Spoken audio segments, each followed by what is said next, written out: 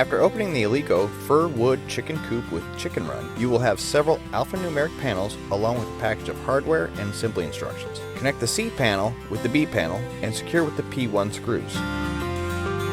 Then connect the D panel to the other side of the B panel and fasten with the same screws. Stand the coop up and screw the E panel to the center of the B panel. Place and screw the A panel to the sides and interior panels and insert the bottom of the tray, known as panel F.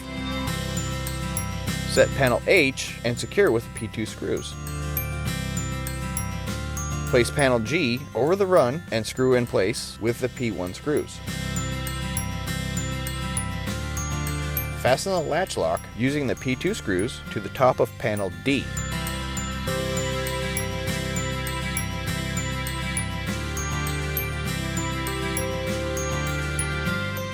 Fasten the bottom of the hinge to panel E with the P2 screws. Then secure the top of the hinge to the inside of panel H with the P2 screws. Insert the rubber boots to the legs of the coop.